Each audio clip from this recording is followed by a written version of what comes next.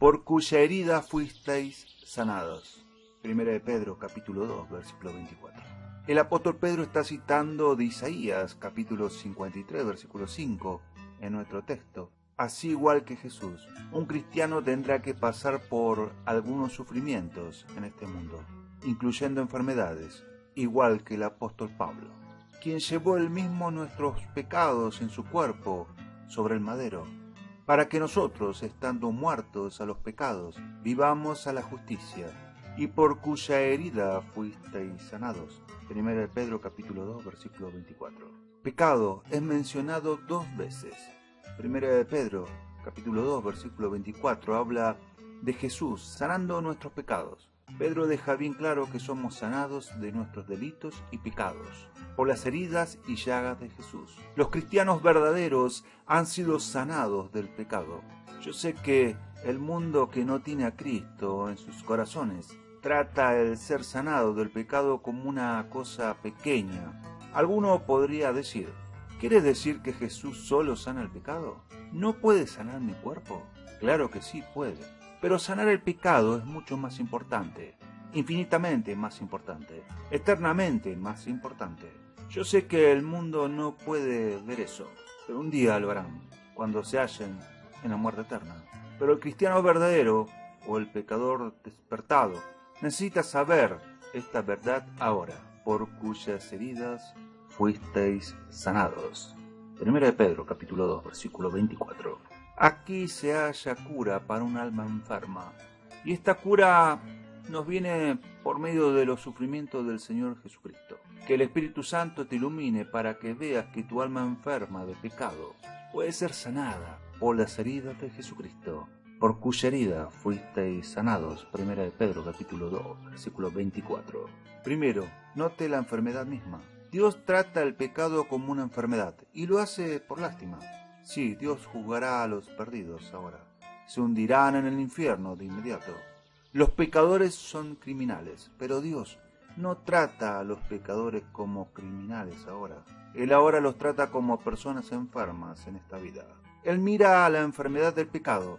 Él todavía no juzga a la gente por la maldad de su pecado. Podría nombrar muchas enfermedades, como el virus del ébola o del COVID, que mata a humanos. Pero la peor enfermedad es el pecado.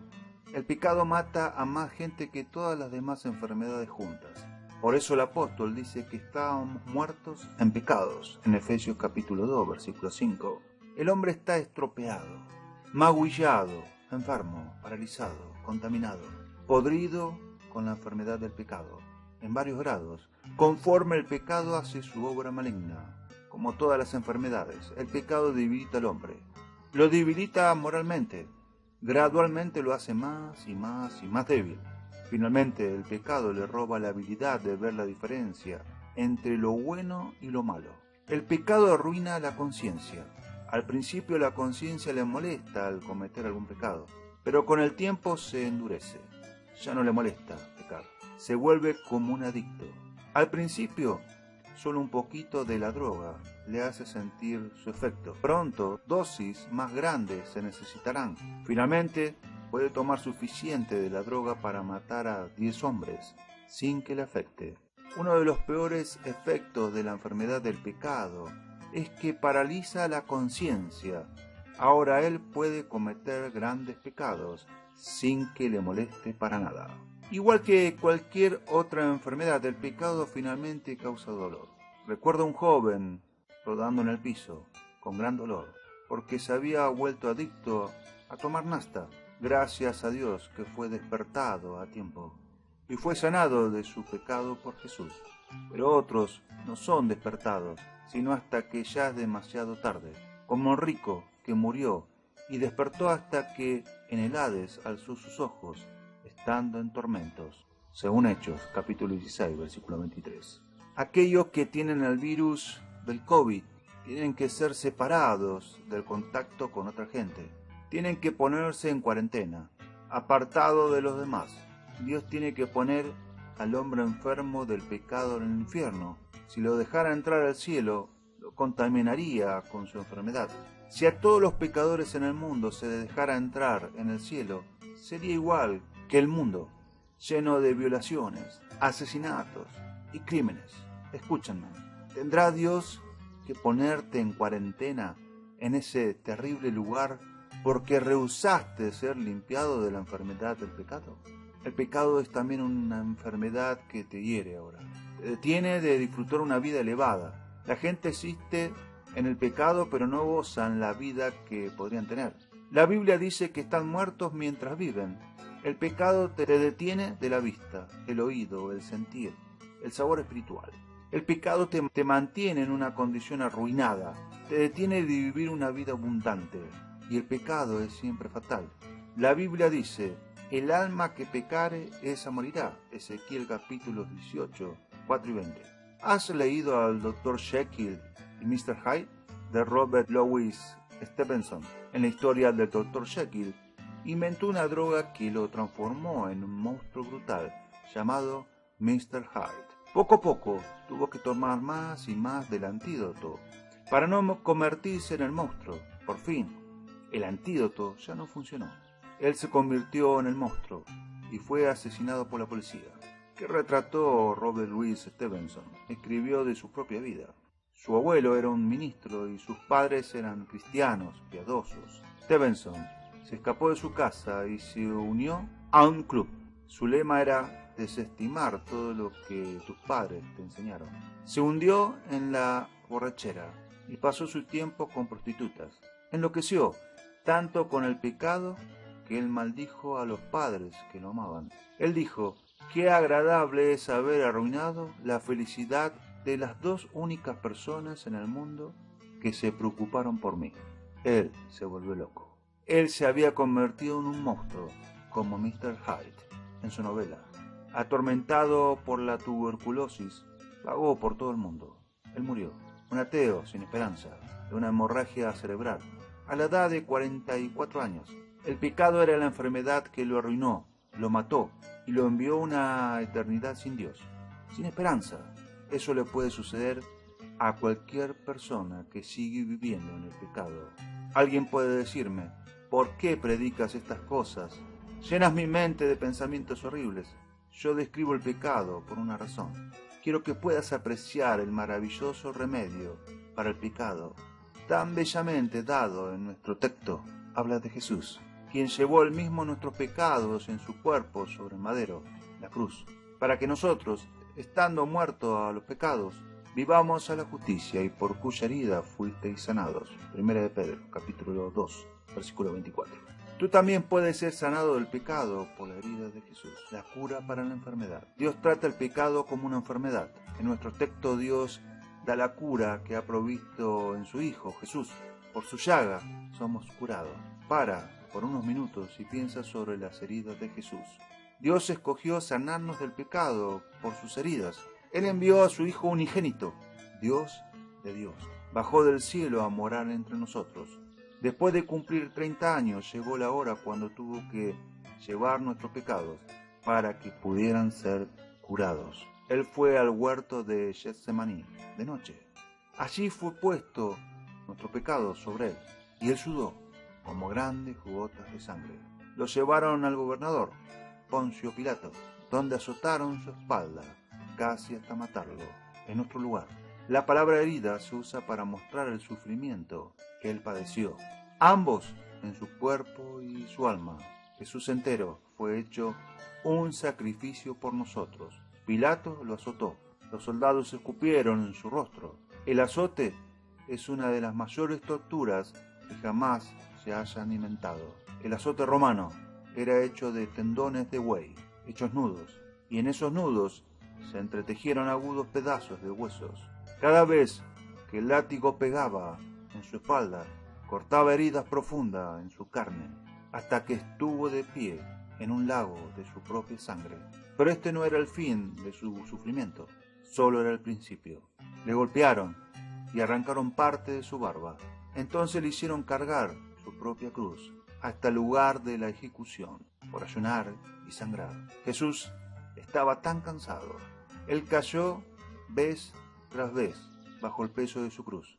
Al final, un hombre negro en la multitud fue forzado a cargar su cruz. Esto hicieron los soldados. no por amabilidad, sino por temor de que moriría antes de poder clavarlos a la cruz. Le quitaron la ropa, lo lanzaron sobre la cruz, clavaron sus manos y sus pies a la madera, alzaron la cruz con Jesús en ella, y luego la metieron en un hoyo en el suelo.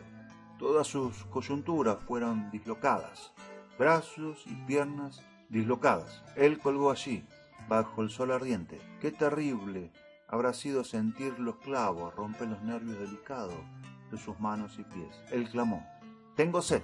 Le dieron vinagre con hiel. El sol fue quitado en medio del día. Jesús clamó: «Consumado es», y murió. Ningún idioma puede describir completamente el sufrimiento de Jesús. La cura para tu pecado y el mío se halla en los sufrimientos de sustitución del Hijo de Dios. Aquellas heridas de Él fueron el sustituto para nuestro pecado, un pago por nuestras iniquidades. Él sufrió todo aquel horror para pagar por nuestro pecado. La Biblia dice: Cristo padeció una sola vez por los pecados, el justo por los injustos, para llevarnos a Dios. Él era el justo. Nosotros somos los pecadores e injustos. Jesús sufrió por pecados, el justo, Él por los injustos. Nosotros los pecadores, para llevarnos a Dios. La cura para tu pecado está en los sufrimientos de sustitución y muerte de Jesús. Por su llaga fuimos nosotros curados. Isaías capítulo 53, versículo 5. Para ser salvo de tu pecado debe depender en las heridas de Jesús. Y nada más. Isaías capítulo 53 no dice: su llaga ayuda a curarnos. No, dice: por su llaga somos nosotros curados. Debemos arrepentirnos. ¿Debemos arrepentirnos? Sí, claro. Pero las heridas de Jesús nos curan, no nuestro arrepentimiento. Confía en Jesús, no en ti mismo. Piensa solo en el dolor que Jesús pasó para salvarte. No pienses en tus propios sentimientos. Piensa solo en sus sentimientos, el dolor que Él sintió en la cruz para salvarte. Si dejas de pensar en tus sentimientos y piensas solamente sobre sus sentimientos de dolor por ti, serás salvo en un momento. Joseph Hart, entre los años 1712 y 1768, vivió una vida de pecado y rebelión contra sus padres piadosos. Pero su historia no terminó como la de Robert Louis Stevenson. Él finalmente despertó y confió en Jesús. Él escribió docenas de himnos sobre la salvación a través de Jesús. En uno de esos himnos, él dijo: el momento que un pecador cree y confía en su Dios crucificado, su perdón al instante recibe, la redención completa por su sangre. Por sus llagas fuimos nosotros curados. Solo confía en Él, solo confía en Él, solo confía en Él ahora. Él te salvará, Él te salvará. Él te salvará ahora. Evangeline Booth, una de las fundadoras del Ejército de Salvación, lo dijo bellamente en ese himno que dice: tinieblas venían, mi alma temía. En mi corazón moraba el pecado, y cuando el pasado fui recordando, oí de la sangre que lava el pecado. De Jesús las heridas, pecador, son para ti. De Jesús las heridas, refúgiate allí. Alienta y consuela en las penas. Venda las heridas que hizo el pecar. La noche vuelve en día e ilumina el espíritu con gozo en la oscuridad. De Jesús las heridas, pecador, son para ti. De Jesús las heridas, refúgiate allí. Ven, tus penas deja. No esperes a mañana. La vida se termina. La muerte vendrá. Por ti su sangre fluye. Su sangre redime. Su amor a tu alma sí perdonará. De Jesús las heridas, pecador, son para ti. De Jesús las heridas, refúgiate allí. Un testimonio de un pastor dice algunos años así: un amigo mío iba en un aeroplano a más de 10.000 metros de altura. Caminó a una cita para predicar. Permite compartir contigo parte de la experiencia de esta persona que ahora está viajando alrededor del mundo, seguro, cumpliendo el ministerio que Dios le ha dado. Este hombre era un renombrado pianista. Él era un artista tan maravilloso que las oportunidades que le ofrecieron en el mundo del espectáculo le hubiesen asegurado un gran futuro en esa área de su vida. También tenía una magnífica voz de solista. Sus talentos musicales eran estupendos. Dios le había llamado a predicar, y él habría escogido seguir esa vocación que era la perfecta voluntad de Dios para su vida. por años se había esforzado en ser fiel a Dios. Ahora, mientras volaba en el aeroplano, camino a predicar el Evangelio, se encontraba a sí mismo en una situación muy particular e insólita. Algunos años antes de este viaje, él había sufrido de lo que médicamente se llama artritis reumatoidea. Esta condición se agravó progresivamente en todo su cuerpo. Sus manos se volvieron nudosas, torcidas, y ya no podía moverlas con libertad. Así que sus días como pianistas se habían terminado. Todas las articulaciones de su cuerpo fueron afectadas por esta enfermedad. Sus tobillos se hincharon hasta ser del tamaño de un pomelo. Sus rodillas también aumentaron de tamaño. Todas sus coyunturas estaban adoloridas. Era incapaz de moverse normalmente. Él decía que él no compraba la aspirina por frascos, sino por cajas. Las tomaba constantemente para tratar de aliviar el dolor tan intenso que atormentaba todo su cuerpo. También contó que en más de una oportunidad tuvieron que rodarlo fuera de la cama y colocarlo en una bañera con agua caliente. Tenía que quedarse allí por un tiempo para siquiera poder moverse durante el día. Aparentemente esto aflojaba sus articulaciones y parcialmente le aliviaba un poco el dolor. Su cuerpo se encorvó. No podía caminar en forma normal, sino que completamente hacía lo mejor que podía con sus rodillas, tobillos y el resto de sus articulaciones, las cuales le dolían y estaban totalmente deformes. Esta era su condición mientras que estaba sentado en el aeroplano, yendo a predicar el Evangelio.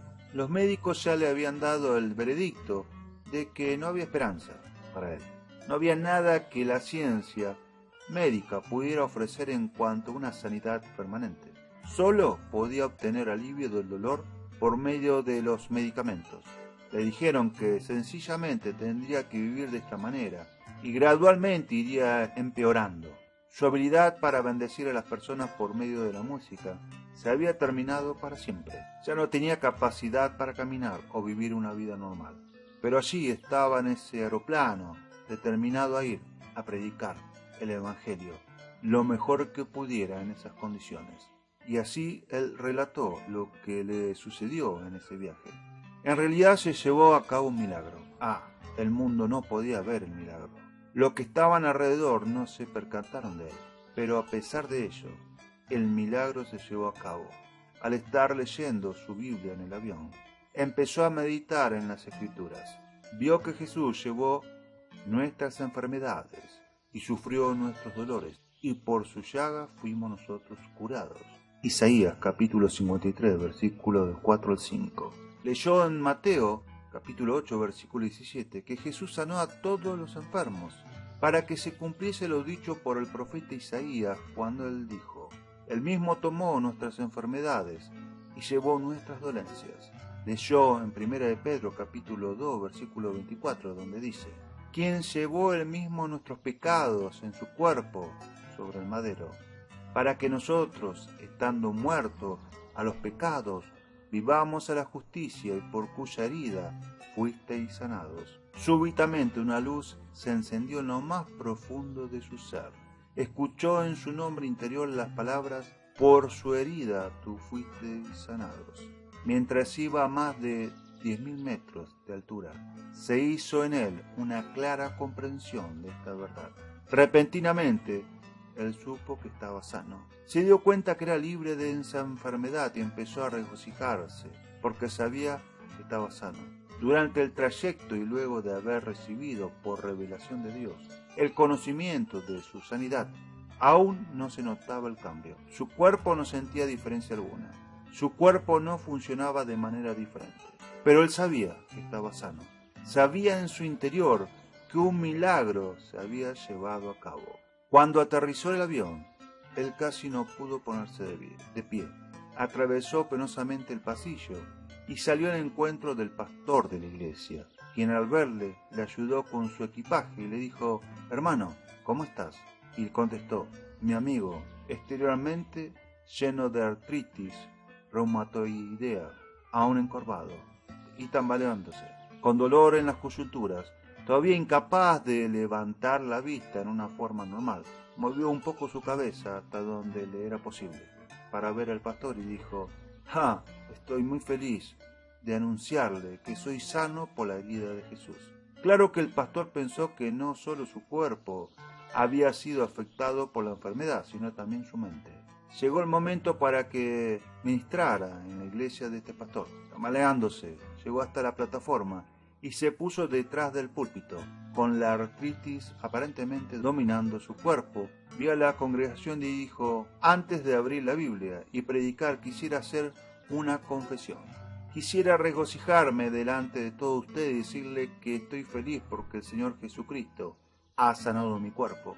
También estoy feliz de que por la herida de Jesús yo he sido sanado. Quiero que se alegren conmigo porque estoy sano. La artritis no puede vivir en mi cuerpo. Mis articulaciones están bien. Regocíjense conmigo porque soy una persona normal y porque puedo tocar el piano otra vez. De nuevo puedo caminar normalmente. Quiero que se alegren conmigo porque soy sano. Cada una de las personas en esa congregación reaccionó de manera diferente. Estoy seguro que muchos de ellos cuestionaron la credibilidad del hombre tras el púlpito. Para finalizar la historia, el hombre comenzó a mejorar y mejorar y mejorar. En cuestión de semanas, toda la artritis había abandonado su cuerpo y cada articulación estaba normal. Ya podía tocar el piano. Él estaba perfectamente normal. Esto fue hace más de 20 años. Y este predicador cuenta que él ha estado personalmente en sus reuniones y él ha llorado mientras tocaba el piano, cantaba las canciones de Sion y alababa al Señor Jesucristo. Verdaderamente él está viviendo una vida normal hasta el día de hoy. Ahora, ¿qué sucedió durante ese vuelo? ¿Hay alguna ley que puede sobrepasar las leyes que conocemos en el reino natural? ¿Habrá algo que no alcanzamos a entender en nuestras mentes naturales? ¿Qué sucedió en realidad en aquel aeroplano? La Biblia habla acerca de la ley de la fe. La Biblia habla acerca de la ley del espíritu de vida, haciéndonos libres de la ley del pecado y de la muerte.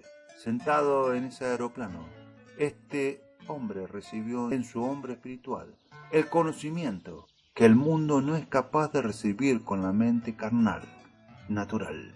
La Biblia dice que la fe es del corazón. Romanos capítulo 10, versículo 10 dice: porque con el corazón se cree. Es con el corazón que tú crees. Al hablar del corazón se refiere al hombre espiritual. Hay un hombre espiritual dentro de tu cuerpo físico. El Señor Jesús nos dice, por inspiración del Espíritu Santo a través del apóstol Pablo, que la fe es una fuerza espiritual. Fe es la fuerza que surge del hombre espiritual. Es el hombre espiritual el que es capaz de responder a la palabra de Dios y ejercitar la fe. La fe es del corazón. La fe es una fuerza espiritual, porque con el corazón se cree. ¿Ves? Mientras que ese hombre iba en el avión, invadido por una enfermedad que lo inutilizaba, que lo hubiera tenido cautivo toda la vida, él meditó en la palabra de Dios. Él leyó sobre las promesas de Dios y las grandes declaraciones de Dios con respecto a la eterna redención que tenemos en el Señor Jesucristo. Las leyó y meditó con ellas hasta que ya no estaban solamente en su mente. Ya no era solamente su mente carnal la que meditaba sobre esas cosas, sino que su hombre espiritual comenzó a captar esas verdades. Su hombre interior empezó a alimentarse de las cosas de Dios. ¿Quién es? El Espíritu Santo. Era una comunicación de espíritu a espíritu. Cuando su espíritu comenzó a hacer suyas las verdades eternas acerca de cómo Dios nos había redimido de las enfermedades físicas, algo comenzó a suceder en él. Cuando su espíritu oyó, por su llaga fuimos nosotros curados. La fe se hizo real porque la fe es del corazón. Es como el corazón que el hombre cree. Este hombre de pronto supo, no con su mente, sino con su corazón, con su hombre espiritual, que estaba sano. Al saber esto, su confianza fue inamovible. Él había oído en su espíritu el verdadero hombre, a Dios, quien es espíritu, hablándole. Su cuerpo se veía igual, respondía en la misma forma que antes, no mostraba evidencia alguna de que hubiera cambiado. Sin embargo, en lo profundo de su ser, él sabía que estaba sano. ¿Ves? Hay un sexto sentido. El cuerpo tiene 5 sentidos: la vista, el oído, el gusto, el olfato y el tacto. 5 sentidos. Y con estos sentidos naturales nos ponemos en contacto con el mundo físico. Pero hay otro sentido. Sí, Dios le ha dado al cuerpo físico 5 sentidos para estar en contacto y funcionar en el mundo natural y material. Entonces ciertamente Él le ha dado al hombre espiritual, vivificado con la vida de Dios Todopoderoso, algún tipo de sentido para actuar en el reino espiritual. Sí, el hombre espiritual, hecho vivo por la gracia y el poder que resucitó a Jesucristo, tiene un sentido, y nosotros llamamos a ese sentido la fe. La fe es totalmente independiente de los 5 sentidos que usamos para actuar en el mundo físico y material. Esto es lo que le sucedió al hombre en el avión. Dejó lo natural y entró a lo sobrenatural. Dejó lo físico y entró en lo espiritual. Salió de su naturaleza física y entró a su naturaleza espiritual. Ese único sentido de la fe, alimentándose de la palabra de Dios, recibió conocimiento por revelación y recibió una certeza inconmovible de que este predicador estaba totalmente sano. Aunque todos sus sentidos físicos lo negaban y no había evidencia en ninguno de ellos que corroboraba que estaba sano, este único sentido de la fe, al cual no abandonaría, dominó y venció a los otros, y su cuerpo respondió. La enfermedad y las dolencias le dejaron. Ahora, después de más de 20 años, todavía está viviendo normalmente porque actuó en la ley de la fe.